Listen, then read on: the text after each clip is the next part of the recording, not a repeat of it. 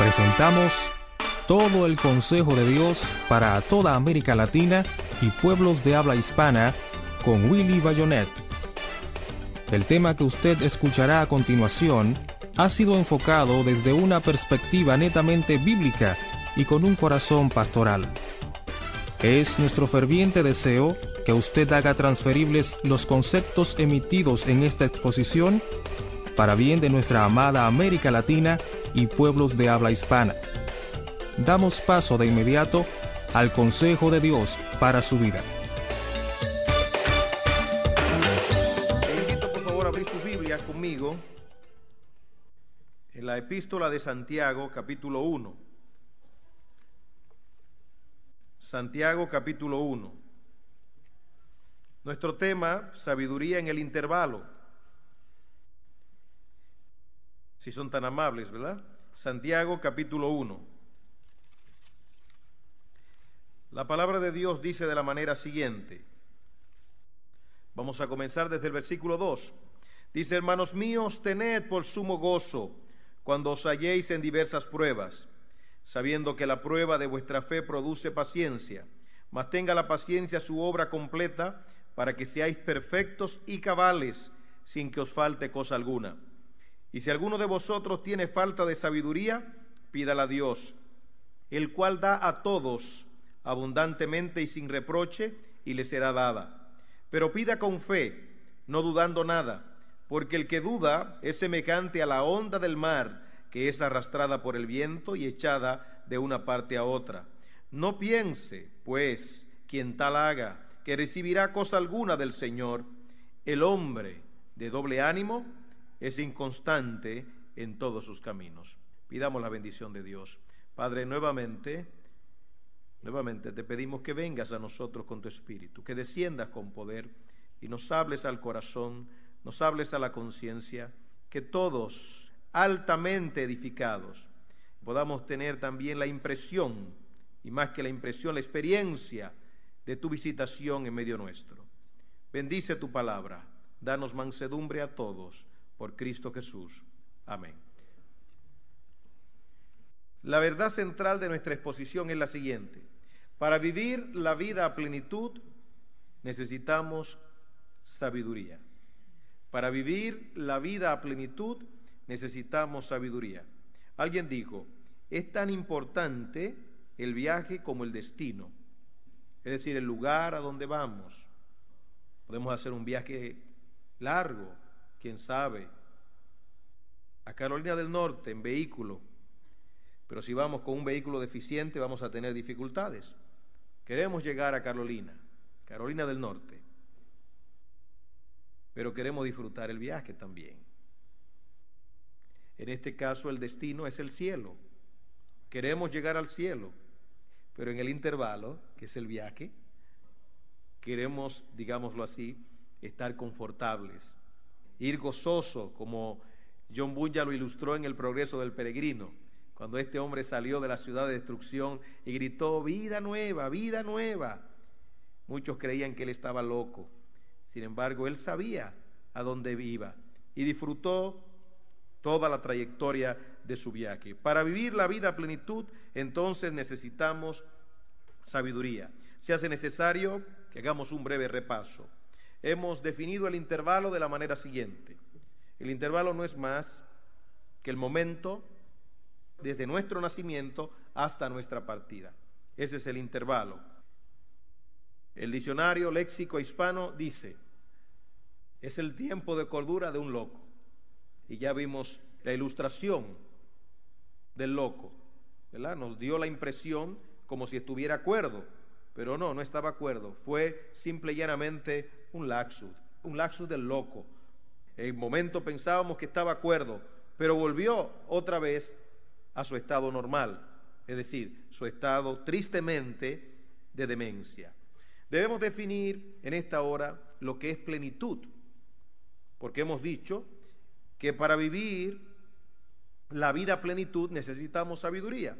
Para nuestro propósito, cuando hablamos de plenitud, estamos hablando de confort, y podemos entenderlo, porque esta es una nación muy confortable. Hay aire acondicionados en las casas, En la mayoría de las casas, lógicamente, sé que hay lugares de humilde condición, pero cuando usted entra a un centro comercial, aire acondicionado. Cuando entra a una casa, aire acondicionado. Cuando entra a un carro, aire acondicionado. Eso es aire acondicionado por todas partes. Y entonces nos sentimos confortables, como estoy yo ahora aquí. Yo me siento bien, estoy confortable en este lugar, estoy bien aclimatado en este lugar. Me siento bien y puedo predicar hasta 2 horas. Puedo predicar hasta 2 horas. Y hasta más, porque me siento cómodo. No solamente por el ambiente físico, sino también por el auditorio, por la hospitalidad que ustedes me han brindado y especialmente la libertad que me ha dado el pastor para exponer la palabra de Dios.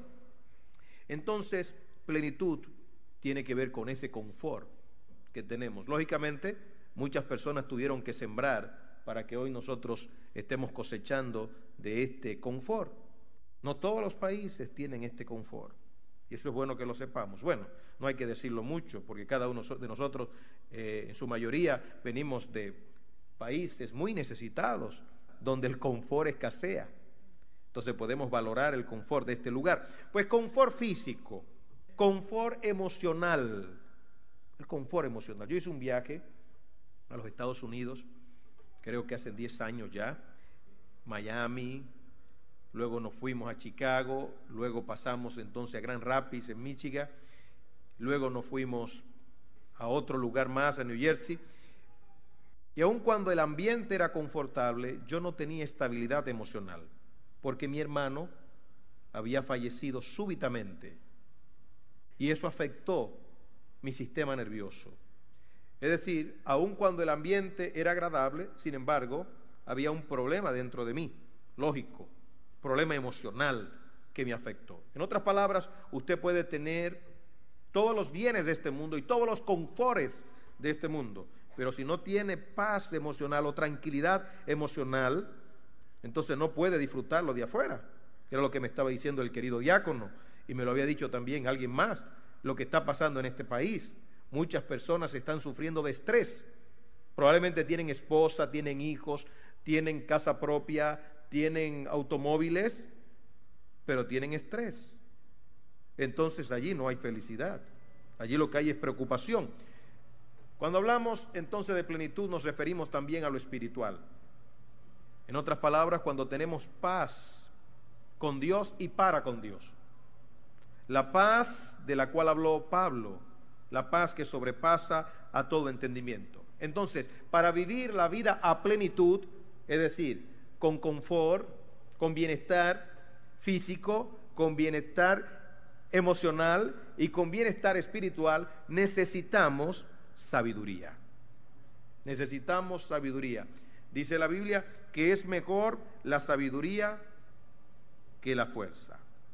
Ahora bien, antes de trabajar con la sabiduría, es bueno volver atrás y decir, volver atrás con relación a la exposición pasada, y decir que en verdad lo más importante es la salvación.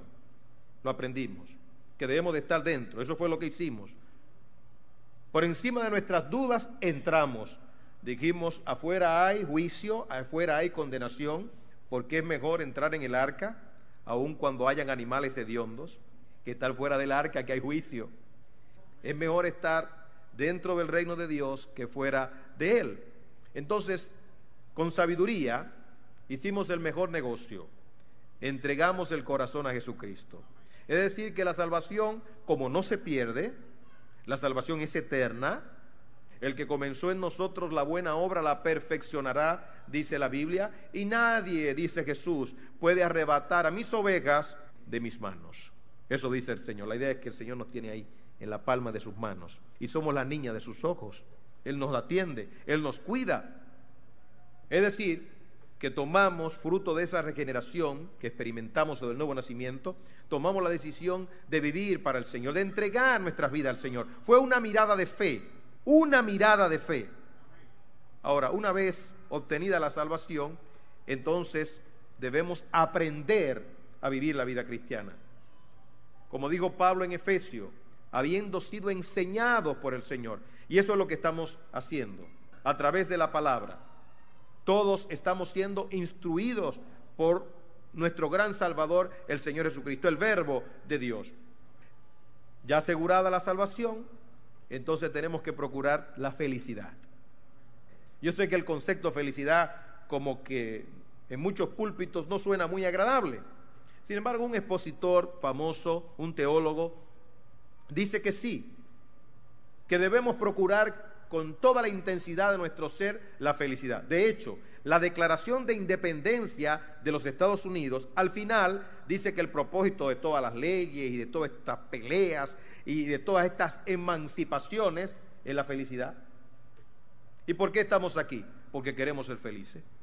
Hay una idea contraria a la verdad bíblica que dice que el creyente no debe buscar la felicidad, que el creyente lo que tiene que hacer es sufrir por Cristo y hasta provocar el sufrimiento, pero eso no es bíblico.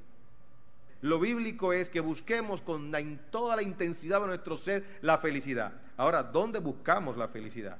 ¿En el dinero? ¿En el pecado? ¿En los vicios? No, buscamos nuestra felicidad, nuestro placer en Dios. Ese es el punto. Concentrar toda nuestra atención en buscar nuestra felicidad, y no es egoísmo, ¿verdad?, en Dios. A la larga, Dios nos creó para que, dándole gloria, seamos felices. Es decir, que la felicidad del hombre está en darle gloria a Dios. Si el hombre no le da gloria a Dios, tiene un vacío, es infeliz. Sabiendo esto, entonces, concentramos nuestra atención en la sabiduría. La sabiduría. La piedad tiene promesa para esta vida y para la venidera. Lo primero, al hablar de la sabiduría, porque el texto nuestro dice, el que tiene falta de sabiduría, ¿qué dice? Pídala a Dios, pero no se queda ahí. Dice, el cual da a todos, el cual da a todos abundantemente, ¿y qué más dice? Y sin reproche. En otras palabras, de ahí podemos deducir que el Dios nuestro no es mezquino. El Dios nuestro es el Dios de la abundancia. El sentido común, la observación, nos dice que el Dios nuestro es el Dios de la abundancia. Miren los colores. Dios es multiforme. La palabra multiforme significa de muchos colores. Dios no es monofónico. Dios es estereofónico, llevándolo al campo del sonido. Miren ustedes la vegetación, las flores. Miren ustedes el anchuroso mar. Miren ustedes la belleza de un niño. El Dios nuestro, entonces, es un Dios bueno. Dice la Biblia de la manera siguiente: Dios hizo la tierra, para que fuera habitada, la creó. Esta es una declaración científica. Sí, es científica. Y le voy a explicar por qué es científica. Cuando se hacen investigaciones con relación a la Luna, a Marte, lo primero que el científico, ¿verdad?, obviamente con parsimonia, se pregunta: ¿hay agua en Marte? Y si hay agua, ¿qué se dice? Que hay vida. Entonces, si en Marte no hay agua, o en la Luna, eso quiere decir que no hay vida. Esta tierra tiene vida, porque tiene agua, tiene árboles, tiene montañas. Es decir, que la declaración del profeta fue una declaración científica. Para ser habitada fue creada. ¿Y de qué forma? ¿Y de qué manera? Aún el pecado no ha podido dañar la belleza de la creación y la belleza del ser humano, la belleza de un niño, la belleza de un joven, la belleza de una mujer, la belleza de un hombre.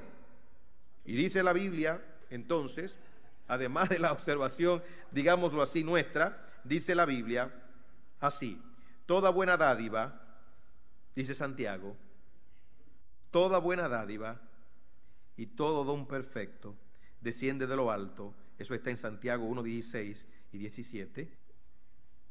Toda buena dádiva y todo don perfecto desciende de lo alto, del Padre de las luces, en el cual no hay mudanza ni sombra de variación. Pablo, escribiendo a Timoteo, dijo de la manera siguiente: manda a los ricos que no sean altivos, que no pongan la esperanza en las riquezas, pero añadió: sepan los ricos que Dios nos da todas las cosas en abundancia. ¿Para qué? Para que las disfrutemos. En otras palabras, cuando tengas abundancia y has sido fiel a Dios, le has dado lo primero a Dios como buen administrador o buena administradora, gózate de las bendiciones de Dios con libertad de conciencia. Gózate. Dice la Biblia, Dios nos da todas las cosas en abundancia. A veces cometemos un error, nos convertimos en religiosos y cuando tenemos la comida delante decimos, Padre nuestro que estás en los cielos, bendice la comida, amén. Y entonces luego nos sentimos mal. No, hombre, por favor. Lo importante es que cuando usted se esté comiendo la comida diga, gloria a Dios. Gracias, Padre. Gracias por esta bendición tan buena que tú me has dado. Gracias por la esposa, porque me preparó comiéndote la comida. Si quieres lo puedes hacer antes, ¿verdad? Lo puedes hacer en el medio o lo puedes hacer al final. Y puedes orar en la mañana, el pan nuestro de cada día, dánoslo hoy. Y puedes ratificar la petición. En otras palabras, eres una persona libre en Cristo. Debes de adorar a Dios sin cesar, continuamente, en espíritu y en verdad. Dice la Biblia, sed agradecidos. Otro texto más, dice la Biblia en el Sermón del Monte. Dios sabe de qué cosas tenemos necesidad. ¿Cuándo? Antes de pedírsela. ¿Y qué dice el Salmo 34? Deleítate a sí mismo en Jehová y Él te concederá ¿qué? Las peticiones de tu corazón. ¿No te das cuenta que el Dios de la Biblia es un Dios bueno? ¿No te das cuenta que el Dios de la Biblia es un Dios de abundancia? Dice la Biblia, ¿qué padre de vosotros, si su hijo le pide pan, le da piedra? Y si le pide pescado, le da escorpión. Si los padres terrenales son malos y saben dar buenas cosas a sus hijos, ¿cuánto más? Hay una premisa ahí. ¿Cuánto más vuestro Padre Celestial no dará a sus hijos lo que le pidan? Y Él da, ¿saben qué? El Espíritu Santo, que es el mayor de los dones, es el mayor de los regalos, porque el Dios de la Biblia es el Dios de la creación, es un Dios bueno. Dice que Dios es bueno y para siempre es su misericordia. En la tercera carta de Juan, el versículo 2, Juan lo entendió y dijo, amado, yo deseo que tú seas prosperado en todas las cosas y que tengas salud, así como prospera tu alma. No solamente quiero que prospere tu alma, porque está prosperando. Yo quiero también que tú tengas prosperidad física, que tengas salud, pero quiero también que tú tengas prosperidad material. Ese es el Dios nuestro. El Dios que se preocupa de tu alma, el Dios que se preocupa de tu mente, el Dios que se preocupa de tu cuerpo. Y a veces hasta extraño es, se preocupa primero de tu cuerpo y luego de tu alma, según el orden del Sermón del Monte. Fíjate que comienza el pan nuestro de cada día, dánoslo hoy. Y luego dice, no nos metas en tentaciones, perdónanos nuestras deudas. Pero primero comienza ¿con qué? Con tu cuerpo. Y Elías cuando estaba deprimido, ¿qué hizo? ¿Le dio una terapia? No, lo puso a dormir. Y luego le preparó un yaniqueque. Ustedes no entienden lo que es un yaniqueque. Usted me dijo que este púlpito era como el de allá. Un yaniqueque es una torta de harina, una empanada, se la preparó así, de harina, y lo puso a comer, y luego entonces duérmete otra vez, y cuando se levantó, vuelve otra vez a comer. En otras palabras, Dios le dio sueño y le dio alimento, porque Dios se preocupa de tu cuerpo, se preocupa de tu mente, y se preocupa también de tu alma. Dios es el mejor psicólogo, por favor, es el mejor psicólogo, el mejor psiquiatra, es Dios, si nos sometemos a Él. Santiago capítulo 1 nos habla de un tipo de sabiduría. Santiago capítulo 1 nos habla de la sabiduría, digámoslo así, para sobrepasar las pruebas.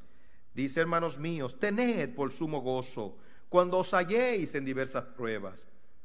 ¿Por qué? Porque Dios es soberano, porque el Dios nuestro es el Dios de la providencia, sabiendo que la prueba de vuestra fe, en otras palabras, no hay despropósito en Dios, hay propósito en Dios, produce algo que todos necesitamos, paciencia. Y la palabra paciencia no es inactividad, es perseverancia en creer. Mas tenga la paciencia su obra completa para que seáis, dice, perfectos y cabales, sin que os falte cosa alguna. Es decir, que Dios está trabajando con el carácter nuestro. Y si alguno de vosotros no puede discriminar, no puede discernir tiene falta de sabiduría, pídala a Dios, el cual da a todos abundantemente y sin reproche, y le será dada, dice la palabra de Dios. Ese es un tipo de sabiduría. Nosotros necesitamos la sabiduría. Necesitamos la sabiduría. Por eso aquí se dice pídala. Al decir pídala implica que necesitamos la sabiduría. Si no necesitáramos la sabiduría, el texto no dijera pídala, pero la necesitamos. Y esto es importante. La sabiduría entonces es necesaria para muchas cosas. La Biblia lo dice una y otra vez. Por ejemplo, es necesaria para mantener un matrimonio estable. Usted puede ser el mejor trabajador del mundo y producir mucho dinero, pero si usted no tiene sabiduría, no le va a ir bien en su matrimonio. Usted puede ser la mujer más linda del mundo y preparar hasta la mejor comida del mundo, pero si usted no tiene sabiduría, el matrimonio no va a funcionar. Usted puede ser el padre más estricto del mundo, más disciplinado, pero si usted no tiene sabiduría, no va a funcionar la crianza de sus hijos. Dice la palabra de Dios en 1 de Pedro capítulo 3 versículo 7, que los esposos deben de vivir sabiamente con sus esposas, tratándolas como a vaso más frágil, porque son coherederas. Y Pedro sabía de esto porque Pedro estaba casado. ¿Recuerdan ustedes? El Señor le hizo un gran favor a Pedro. Le sanó la suegra. Porque hay suegras muy buenas. Ustedes se ríen, por favor. Qué cosa tan grande. Le sanó de una fiebre. Le reprendió, dice la Biblia, la fiebre a la suegra. Es decir, que Pedro sabía. Por eso le dijo, rápido, atiende a mi suegra para que me vaya bien a mí también. Sabía cómo tratar Pedro a su esposa, aún siendo de un temperamento tan complejo, un temperamento tan difícil como el del apóstol Pedro. Dice, convivan con ellas sabiamente. ¿Por qué? Porque la mujer es un ser complejo, tan complejo como el hombre. Usted tiene que saber, a través de la sabiduría de la observación, sus cambios hormonales, por ejemplo. Usted tiene que saber que hay momentos particulares que se dan. Usted tiene que saber que el cerebro de ella es diferente al cerebro suyo. Sí, en un estudio que se hizo, que primero se quedó guardadito, porque el estudio tenía connotaciones, en un estudio científico, ¿verdad?, donde se analizó el cerebro del hombre y de la mujer, se notó que había una diferencia. Pero la Biblia lo dice. Dice, como vaso más frágil. En otras palabras, la mujer tiene ciertas cualidades particulares, ciertos discernimientos que el hombre no tiene.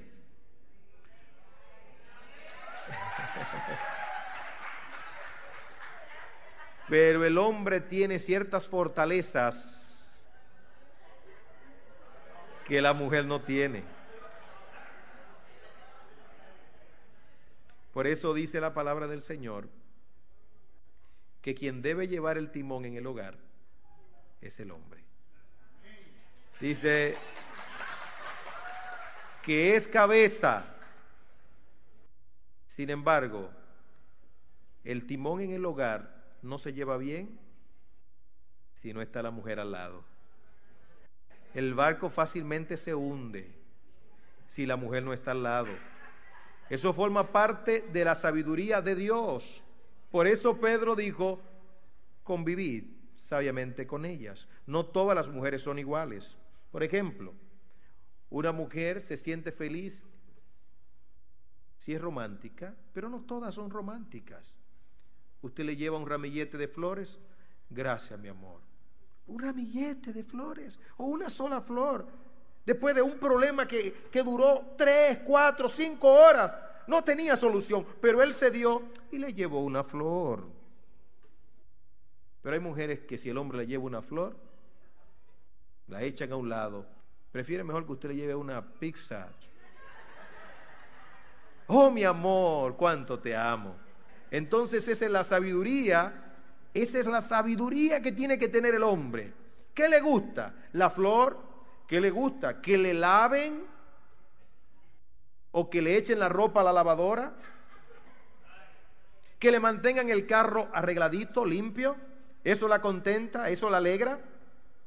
¿Que le cuiden a los hijos, a los niños, que le ayuden? Entonces esa es la sabiduría que se necesita en el contexto, digámoslo así, del matrimonio, ¿verdad? Pero también en el contexto del hogar, dice la Biblia, la mujer sabia, oigan la importancia que tiene la mujer en el hogar. La mujer sabia edifica su casa, mas la necia con sus manos, ¿qué dice? La destruye. En otras palabras, la mujer es sumamente importante. Mire, desde mi criterio particular puedo estar equivocado, pero creo que en un divorcio la mayor responsabilidad la tiene el hombre. Porque el hombre es el federal, el hombre es el capitán, y si el barco se hunde, se hundió por el capitán. La mayor responsabilidad, yo no estoy diciendo que algunos barcos no se hundan por causa de la mujer, porque a veces hay mujeres que tienen la idea de Sansón, el complejo de Sansón. ¿Saben cuál es el complejo de Sansón? Muera Sansón con todos los filisteos. Es decir, que se destruya el marido, que se destruyan los hijos y también yo que me destruya. No, la mujer sabia, ¿qué hace? Edifica su casa. Aquí no hay mujeres necias en esta noche. Aquí hay mujeres sabias porque están aquí, porque han venido a aprender la sabiduría de Dios para tener plenitud en el intervalo. Esa es la idea. Se necesita la sabiduría para dirigir. Es mejor la sabiduría que la fuerza. Se necesita la sabiduría para edificar una casa. Se necesita la sabiduría para gobernar. Se necesita la sabiduría para pastorear una iglesia. Se necesita sabiduría para aprovechar el tiempo. Se necesita sabiduría para aconsejar. Se necesita sabiduría para preservar la paz. Hay mitos con relación a la plenitud o el éxito en el intervalo. Algunos dicen que para resolver los conflictos solamente hay que orar. Ora. Y miren, la oración tiene un poder muy grande. Si alguna vez usted tiene la oportunidad, léase los libros de M. Bounds. Este hombre de Dios se consagró intensamente a la oración. Pero si usted puede, cuando compre los libros de M. Bounds, también compre los libros de Jay Adams. No de Faye Adams, no, de Jay Adams. Y si Faye tiene alguno, cómprelo también. De Jay Adams. ¿Por qué? Porque a veces tenemos la oración, tenemos libro de oración, y entonces decimos, todo se resuelve con oración. No, mi amigo. Usted puede ser la persona más mística como M. Bounds, más espiritual del mundo, pero si usted no tiene sabiduría, esos conflictos no se solucionan, no se resuelven. Usted puede venir todas las veces que usted quiera a este lugar y arrodillarse aquí, y no necesariamente eso garantiza que usted va a tener plenitud en el intervalo. Algunos dicen, en la multitud de consejeros hay sabiduría.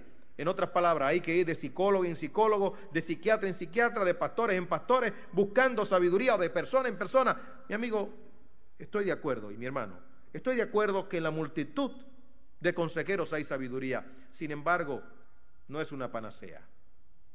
No. Tú tienes que encontrar tu propia sabiduría, que te va a llevar a tomar tus propias determinaciones. Y si tienes esa previa sabiduría, entonces buscará el consejo en el lugar adecuado. En otras palabras, hay una sabiduría previa que tú has encontrado. Pero no pienses que yendo de consejero en consejero vas a solucionar el asunto. Había un rey en la Biblia que buscaba consejo y era perverso, el rey Acab. Buscó tantos consejeros y todos le decían sí, sí. Pero había uno que le decía no. Pero él, como Saúl, quería, digamos, la música que más le agradaba a él, no la que más le agradaba a Dios. Y de ahí, entonces, el fracaso. Hay diferentes tipos de sabiduría. Claro está, no vamos a tratar este asunto de manera exhaustiva, sino que vamos a mencionar algunos tipos de sabiduría a la luz de nuestro propósito. Sabiduría para resolver problemas. Santiago habla de esto cuando dice: el que tiene falta de sabiduría, pídala a Dios. Sabiduría para salir airoso de las pruebas tiene que ver con esta misma sabiduría mencionada por Santiago, entonces allí esa sabiduría nos va a conducir a la paciencia y, ¿por qué no?, a la mansedumbre. En otras palabras, se va a evidenciar esta sabiduría por nuestra paciencia. La paciencia en la Biblia tiene una connotación interesante. Es una capacidad de aguante. Es una capacidad de aguante. Es decir, que te están golpeando, pero tú tienes esa capacidad para mantenerte erguido o erguida. Es decir, de pie, hasta que viene entonces la visitación del Señor. Porque se ha entendido la verdad bíblica que dice que Dios no nos da o no nos envía más prueba de la que nosotros podamos llevar. Y conjuntamente con la prueba o la tentación, ¿qué hace? Da la salida, pero tienes que tener entonces la sabiduría de la paciencia. Quien no se mantiene en su lugar, quien se va de su sitio en medio de la prueba, entonces evidencia que no hay sabiduría. Tiene que agotar ese proceso para bien de tu alma, para bien de tu vida. Sabiduría del sentido común. ¿Hay tal cosa en la Biblia como la sabiduría del sentido común? Porque alguien dirá, yo la sabiduría que he oído en la Biblia, esa es la sabiduría del temor de Jehová. Bueno, ese es el origen de toda sabiduría, porque tiene que ver con el fin último. En la Biblia, en efecto, hay una sabiduría del sentido común. Y es triste que algunos creyentes dejan de ser humanos. Son tan espirituales que dejan de ser humanos. Mi amigo, Dios se humanó. Es decir, que para poder entenderte a ti y entenderme a mí, Él se humanó. Jesús es, primero fue y es ser humano. El verbo, ¿qué dice su Biblia? Se hizo carne. Los psicólogos usan una palabra interesante y esta palabra se llama empatía. Un ángel no puede tener empatía con nosotros porque es un ángel. Recuerdo una hermana soltera de 40 y pico de años. Y entonces un hermano le dice, hermana, estoy orando por ti para que Dios te envíe un ángel. Y ella dijo, un momentito, yo quiero que tú pidas por un hombre. Muy sabia la hermana, porque los ángeles no se casan ni se dan en casamiento, dice la palabra del Señor. Pues dice Hebreos que Él puede compadecerse de nosotros, porque Él se humanó. Para vencer al que tenía el imperio de la muerte, Él tuvo que morir y vencer con su muerte al diablo, para librarnos de la muerte y por ende para librarnos del temor de la muerte. Sentido común implica que nosotros seamos seres humanos. Y como seres humanos, entonces necesitamos la capacidad de la observación. En el primer libro de Reyes, ustedes conocen la historia. Vamos a avanzar por asunto de tiempo. Recuerden ustedes que hemos predicado 16 exposiciones y estamos resumiendo estas exposiciones en apenas 4 exposiciones. En el primer libro de Reyes, Salomón pide sabiduría. Reconoce su necesidad de sabiduría. Y dice la Biblia que a Dios le agradó. Porque dijo, no tengo capacidad para dirigir, para gobernar este pueblo. Dame esa capacidad. Dios le dio la capacidad a él, en otras palabras, le dio sentido común. 2 mujeres fueron, recuerdan ustedes, 2 mujeres de la vida libre, y se había muerto un niño, y entonces lo cambió. El punto es que Salomón inmediatamente dijo, vamos a partir el niño en 2. Y la verdadera madre fue afectada desde adentro. Dijo, no, entréguenlo a la otra. Dijo Salomón, rápido, entréguenselo a ella, es la verdadera madre. Todo el pueblo entendió que en este hombre había sabiduría, porque la sabiduría no es teórica, la sabiduría es demostrable, la sabiduría es cuantificable. Todo el mundo se dio cuenta su capacidad para discernir. Y si en efecto él escribió el libro de Eclesiastés, usted se va a dar cuenta en el libro de Eclesiastés, si fue Salomón en verdad quien lo escribió, su capacidad para discernir, para observar. Es un libro exquisito. En el intervalo debemos de leer el libro de Eclesiastés. Y debemos estar preparados, porque es un libro que tiene la tendencia a deprimirnos, porque comienza diciendo, vanidad de vanidades, todo es vanidad. Y te dice que no hay nada nuevo, golpea el ego, no hay nada nuevo debajo del sol. Y termina diciendo que todo discurso debe concluir con lo siguiente: teme a Dios y punto. Teme a Dios. Pero allí tú encuentras mucha sabiduría, sobre todo sabiduría de discernimiento. Y si te vas al libro de Proverbios, ¿qué va a encontrar? Dice, miré yo al perezoso, cómo las hierbas malas habían crecido. El perezoso tiene un problema, él no quiere ni llevarse la comida a la boca. Pero observó lo siguiente: el alma diligente será prosperada. Y vuelve y dice, mujer virtuosa, ¿quién la hallará? Y luego ve al joven incauto que se deja llevar por la mujer perversa, entrega sus años al cruel, dice Salomón. Y dice, en mi análisis he concluido que el principio de la sabiduría es el temor de Jehová.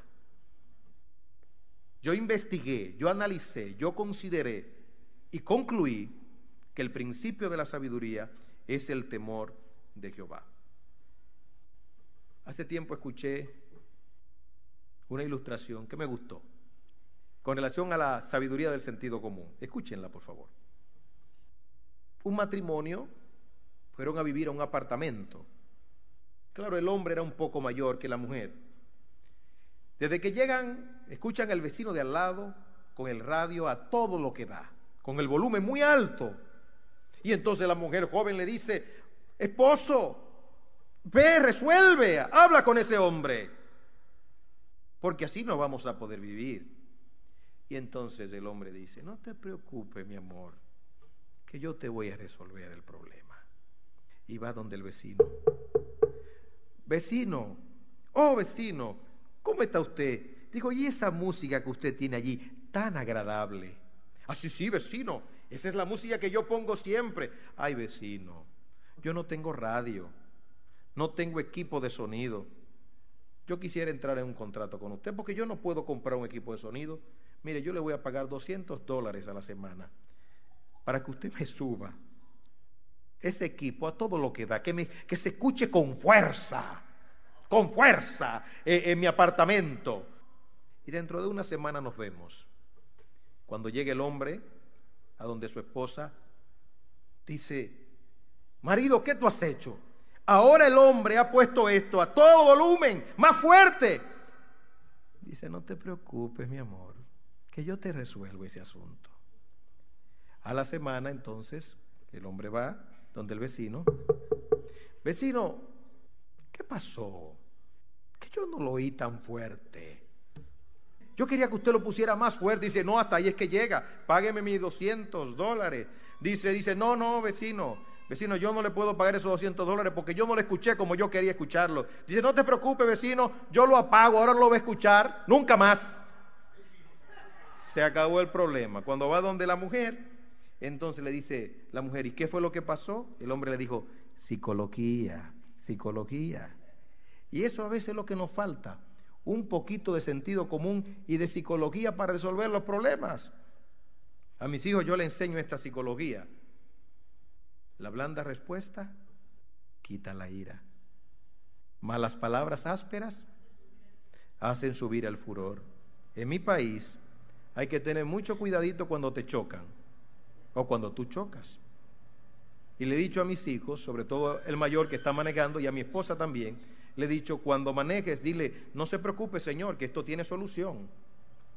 No se te ocurra subir la voz, no se te ocurra hablarle mal, y si viene hablando mal, quédate calladito, calladita, y habla palabra de sabiduría para no provocar. Esa es la sabiduría del sentido común. ¿Cuántas veces fallamos como creyentes precisamente por no observar, por no considerar, por no ir preparados, por no tener esa sabiduría, digámoslo así, necesaria? La sabiduría de la prudencia, que es la capacidad para saber cuándo entrar y cuándo salir. Dice la palabra de Dios que David sabía entrar y sabía salir con relación a Saúl. Si Saúl lo dio, fue por envidia, no porque David provocara a Saúl. Aún persiguiéndolo, David siempre decía, el ungido de Jehová.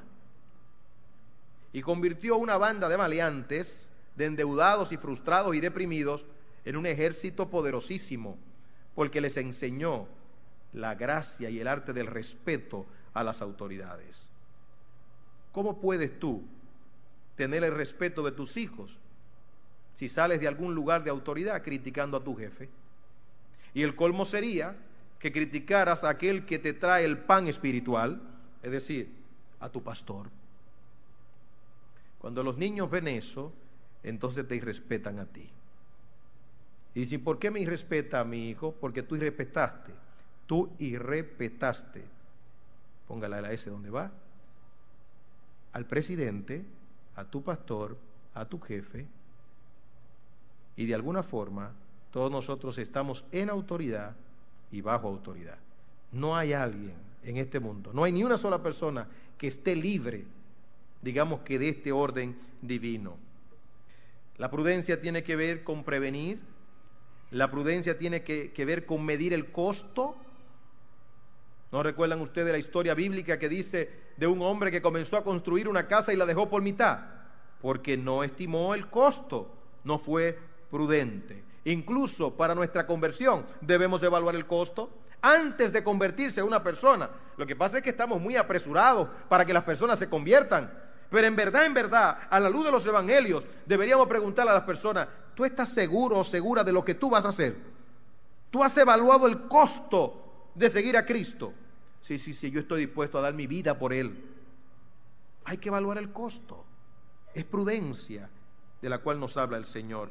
Encontramos también la sabiduría de ganar almas. Dice la Biblia, el que gana almas es sabio. La sabiduría del temor a Jehová es el origen de todo. El principio de la sabiduría es el temor de Jehová. Por otro lado, y en un sentido más amplio, hay dos tipos de sabiduría. Y estos dos tipos de sabiduría ya básicamente tienen que ver con la intencionalidad. Si te vas conmigo, por favor, al capítulo 3 de Santiago, que dice de la manera siguiente: ¿quién es sabio y entendido entre vosotros? Muestre por la buena conducta sus obras en sabia mansedumbre. Pero si tenéis celos amargos y contención en vuestro corazón, no os jactéis ni mintáis contra la verdad, porque esta sabiduría no es la que desciende de lo alto, sino terrenal, animal, diabólica, porque donde hay celos y contención, allí hay perturbación y toda obra perversa. Pero la sabiduría que es de lo alto es primeramente pura, después pacífica, amable, benigna, llena de misericordia y de buenos frutos, sin incertidumbre ni hipocresía. Y el fruto de justicia se siembra en paz para aquellos que hacen la paz. ¿Ahitofel fue un hombre sabio? Claro que sí. El éxito en gran medida de David se debió a Ahitofel. Sin embargo, al final se demostró que el corazón de Ahitofel no era bueno, era un corazón malo. ¿Por qué? Bueno, porque se rebeló contra David y se fue con Absalón. Al final David dijo, oró de la manera siguiente: turba, Señor, el consejo de Ahitofel. El otro consejero se quedó con David. Fue fiel. A lo mejor no era tan sabio como Ahitofel, pero su sabiduría era buena, era pura, es pacífica, fiel, amable. Era la sabiduría de Dios. Lo que estoy diciendo es lo siguiente: en el mundo, en los gobiernos, hay muchas personas sabias. Sin embargo, esa sabiduría se podrá clasificar como buena o mala dependiendo del fin último. ¿Para qué se usa? ¿Quién dio sabiduría, digamos que a Pasteur? El descubrimiento de la penicilina, el descubrimiento de los antibióticos. Dios, su fin fue noble, pero también han habido descubrimientos para mal. Esa sabiduría al final es diabólica. El cerebro lo dio Dios, la capacidad de discernimiento también, pero la utilidad hace de esa sabiduría una sabiduría animal y diabólica. El don que tú tienes para cantar, ponte a pensar por un momento, ¿lo vas a usar para Dios y para el mundo al mismo tiempo? Dice la Biblia que de una fuente no puede salir agua amarga y dulce al mismo tiempo. Lo que determina que tu talento es sabio y es de Dios es cuando lo usa para Él. Tú dirás, pero pastor, yo uso mi fuerza para trabajar en el mundo secular. Sí, es verdad. pero el fin último de tu esfuerzo y de tu trabajo es la gloria de Dios, es producir para tu familia, porque dice la Biblia que el que no provee para lo suyo es peor que un incrédulo. ¿Y qué puede ser peor que un incrédulo? Pero tú trabajas para la gloria de Dios. Tu trabajo, por ende, es santo. No importa lo que tú estés haciendo.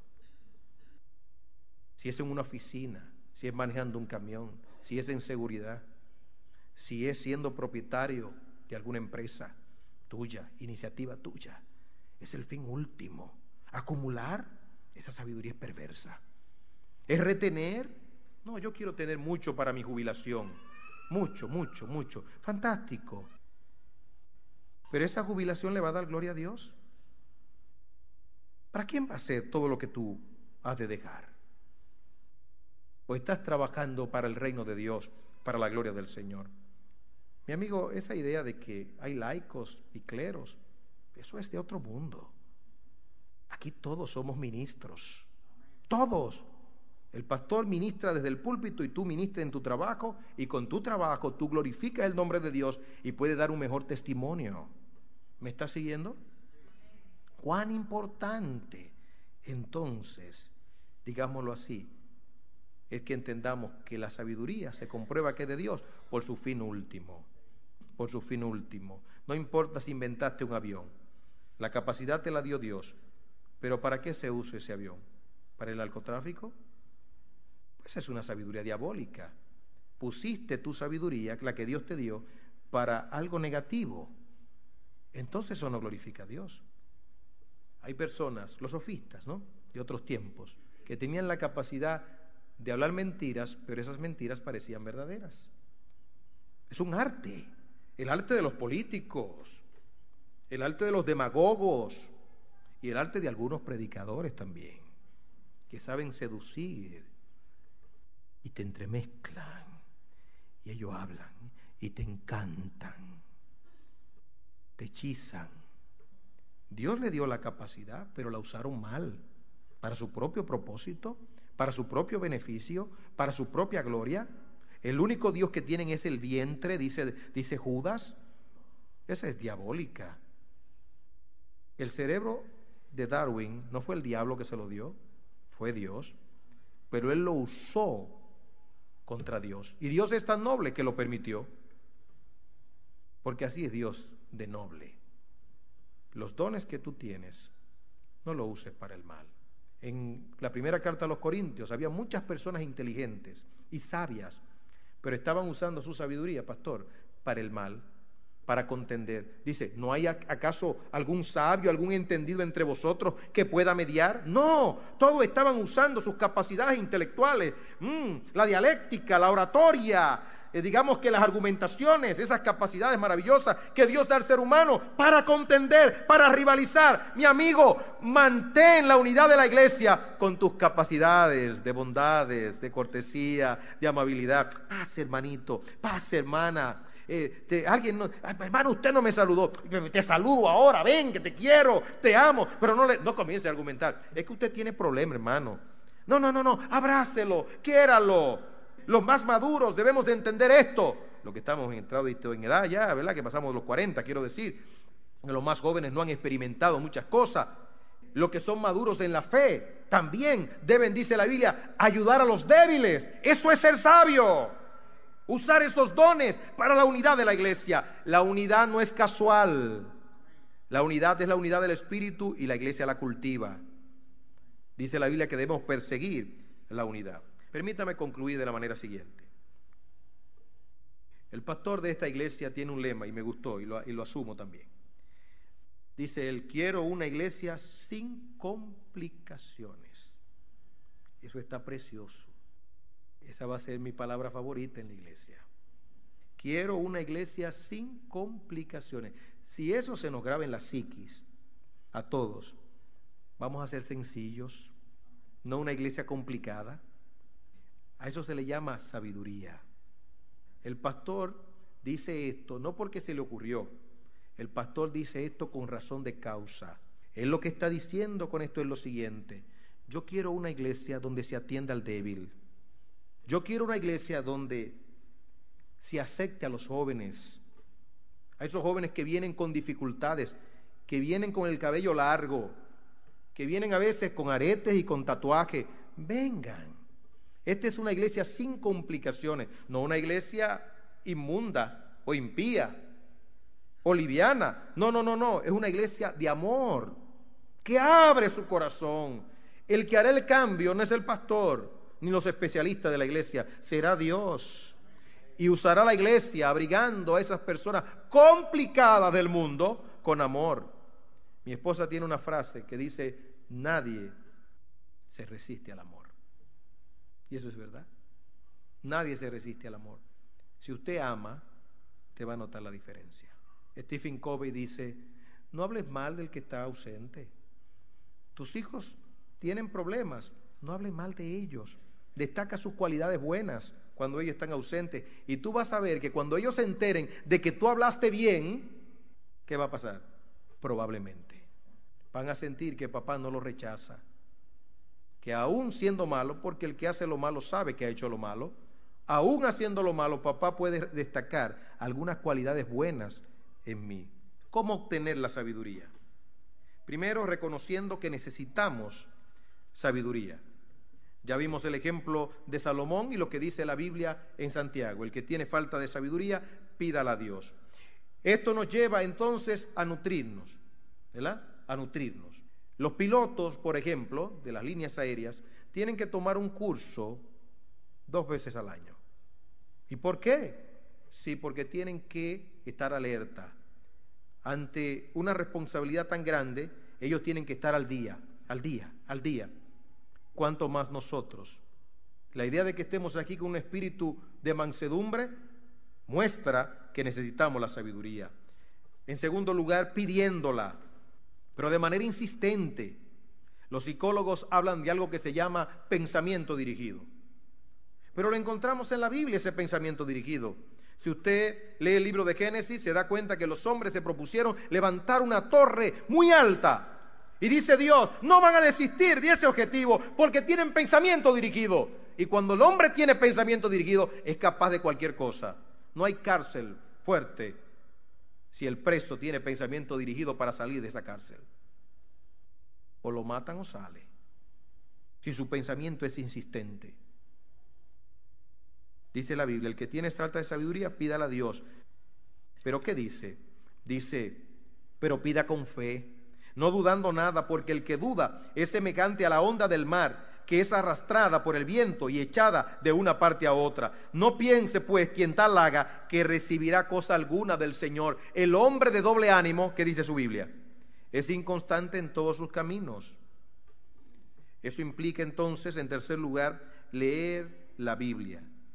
Dice el Salmo: la ley de Jehová es perfecta, que hace sabio al sencillo. En la segunda carta de Timoteo, capítulo 3, versículo 15, la palabra de Dios reza de la manera siguiente. Escuche con atención.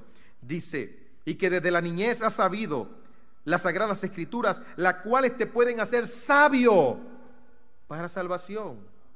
Lee la Biblia, léela literalmente, léela entre líneas, dedúcela, memorízala. Como dice el Salmo 1, bienaventurado el varón que no anduvo en camino de pecadores, ni en silla de escarnecedores se ha sentado, sino que en la ley de Jehová está su delicia, y en ella medita. ¿Cuándo?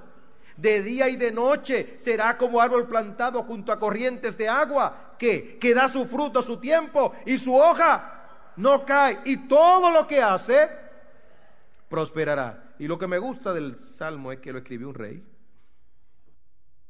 Escribió un rey. Los libros que más se venden son los libros de presidentes, de Bill Clinton, de Bush, del otro y de aquel, porque se supone que son personas sabias.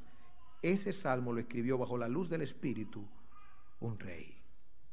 Y él dijo que la prosperidad está en meditar en la ley de Jehová de día y de noche. Él llegó a decir: por medio de tu palabra, en el Salmo 119, tú me has hecho más sabio que mis consejeros, que los ancianos. En cuarto lugar, exponiéndonos a todo el consejo de Dios. ¿Qué significa todo el consejo de Dios? Todos los temas que trata la Biblia. No hay un solo tema de la vida diaria que no trate la Biblia. Pablo dijo, no he rehuido, allá en Mileto, en el libro de los Hechos, no he rehuido anunciaros todo el consejo de Dios, no una parte. La iglesia no puede ser monofónica. Hay iglesias que solamente tocan un tema. Spurgeon llamaba a este tipo de iglesia y de predicadores que eran como la campana, que solamente decían din, din, din, din, din. No, el predicador, la iglesia, tiene que anunciar todo el consejo de Dios. Yo veo que en esta congregación ustedes tienen ministerios para jóvenes y trabajan con los jóvenes. Ayer estuvimos ministrando edad dorada, ancianas en el Señor. Recuerden que yo también soy anciano en el Señor. Tenemos también a los hombres, ministerio para los hombres. Hay de todos los ministerios y lo que van a surgir. Habla de la música, habla de la adoración. Miren, ahora estamos hablando de la sabiduría. Es todo el consejo de Dios. ¿Por qué? Porque para vivir la vida a plenitud necesitamos sabiduría. Y el consejo de Dios, todo el consejo de Dios, nos hace sabios. En quinto lugar, buscando el consejo.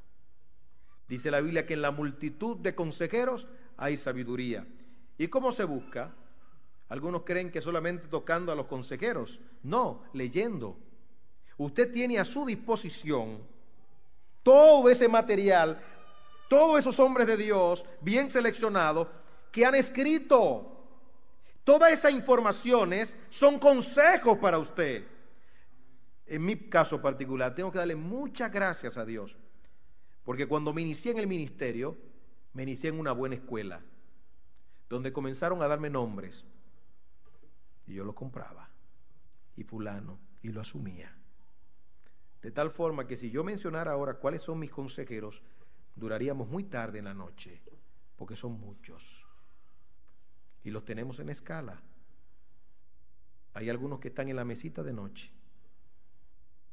hay otros que están en la biblioteca, que acudimos a ellos, son consejeros, y tenemos amigos también.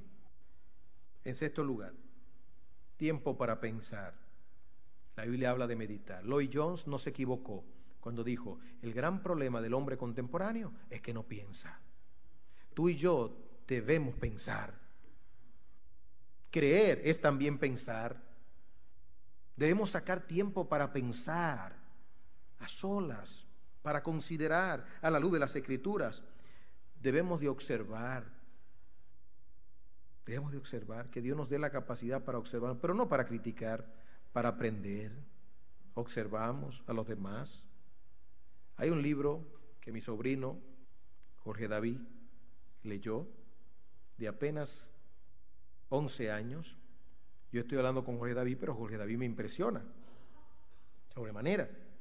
Y Jorge David me dice, pastor, a veces yo le enseño a mi profesor. Es decir, a veces mi profesor no está en lo correcto y yo tengo que decirle que él no está en lo correcto. Y yo le creía a Jorge David. Pero hablando y hablando, digo, Jorge David, ¿tú leíste por casualidad el libro Piensa en Grande? Y Jorge David me dice, claro. ¿Y leíste Mano Dotada? Sí, no lo leí completo, Mano Dotada, pero Piensa en Grande yo lo leí, de Ben Carson. Oh, entendí. El libro Piensa en Grande de Ben Carson trata precisamente de una madre que se divorció y tenía a sus 2 hijos que vivían todo el tiempo frente al televisor. Pero ella fue a trabajar a la casa de unos ricos. Y como mujer sabia comenzó a observar qué hacían los ricos. Dice que tenían un televisor arriba, uno abajo, otro en la sala, pero todas permanecían apagadas. Los ricos vivían leyendo. Digo, oh, ¿y mis hijos allá viendo televisión? Cuando llegó, reunió a sus 2 hijos y le dijo, mis hijos, desde hoy la televisión es regulada, vamos a apagarla, ahora ustedes se van a dedicar a leer. No tenía dinero la mujer, mandó a sus hijos a la biblioteca, le fue difícil, pero le tomaron el sabor a la lectura y comenzaron a leer y a leer y a leer y a leer y a leer y comenzaron a buscar libros particulares que ella le decía que buscaran. Libro de minería, libro de naturaleza, libro de biología, libro de aquí, libro de historia. Y cuando ellos llegaban al aula, sabían lo que el profesor iba a decir antes de decirlo. Pero la madre también le enseñó la capacidad de la observación. Ella se dio cuenta que los ricos usaban ropas de calidad, no necesariamente de marca. ¿Qué hizo ella? Fue a un lugar de ropas de medio uso, compró sus ropas de medio uso de calidad, no de marca, y entonces luego los niños le decían que eran los riquitos del barrio. Y no sabían que eran ropas de medio uso. Ben Carson se convirtió en el primer neocirujano negro de los Estados Unidos y del mundo. Bueno, el primer neocirujano, pero el primer director de un hospital. La observación. ¿Usted quiere saber quiénes son los más espirituales? Las personas más decentes de la iglesia, más bendecidas. Acérquesele. Vaya a su casa. Yo quiero ir a tu casa. Y usted se pone a observarle a ver cuál es la clave de que esos niños estén tan organizaditos, que sean tan naturales, que no sean psicorrígidos. Porque usted no quiere niños psicorrígidos como guardia. Usted quiere niños disciplinados, pero que sean niños. ¿Me está siguiendo? Usted quiere una gente cristiana, pero que se alegre. Y usted tiene que decir, ¿dónde está la clave? ¿Dónde está el secreto? Y dice, y si le dice el secreto, usted va detrás de él. Lógicamente que el secreto está en la palabra de Dios, en la Biblia. Porque en el fondo tenemos lo más importante, que es el Señor Jesucristo. Caminando con hombres sabios. El que anda con sabios, dice la Biblia, sabio será. Y por último, edifique su vida sobre la roca. Ahí está. 2 hombres edificaron. Uno edificó su casa sobre la arena. No buscó arquitecto, no buscó topógrafo, no buscó ingeniero. Él dijo, yo mismo la hago. Y ya comenzó a construir. Se hizo sabio en su propia opinión. En la arena, cuando vino el río y creció, la destruyó.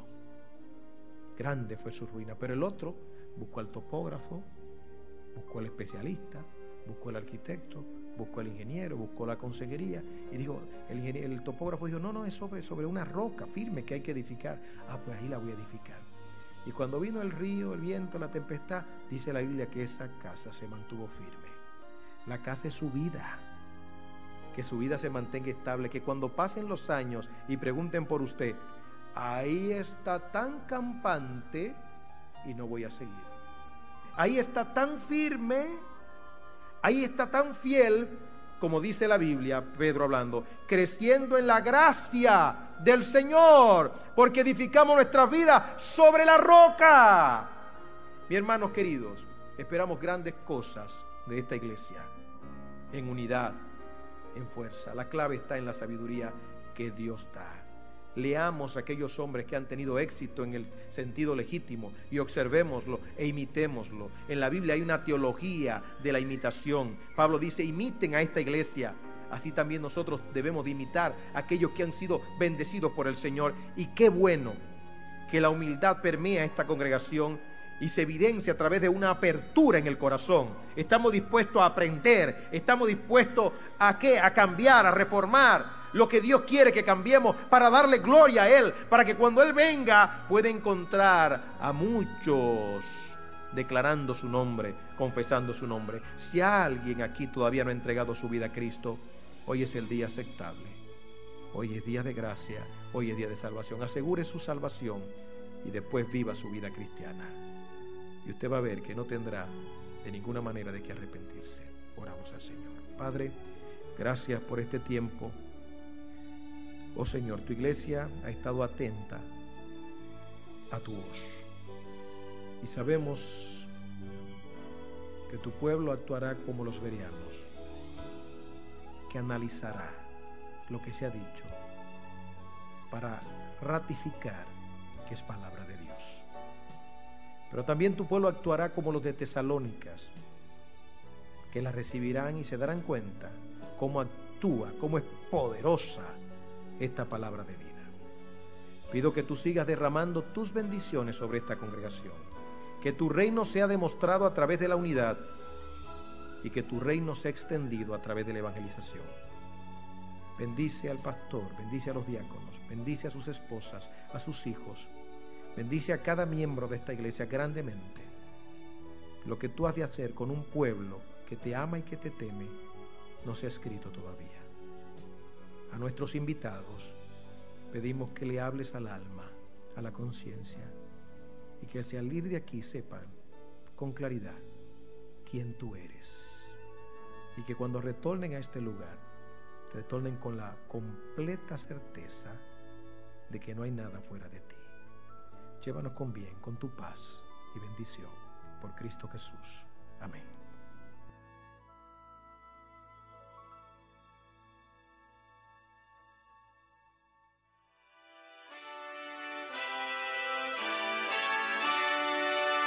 Si este mensaje ha sido de edificación a su vida, hágalo transferible. Para mayor información del ministerio Todo el Consejo de Dios, llámenos al teléfono 596-1791, código de área 809, Santo Domingo, República Dominicana. Gracias por permitirnos edificarle.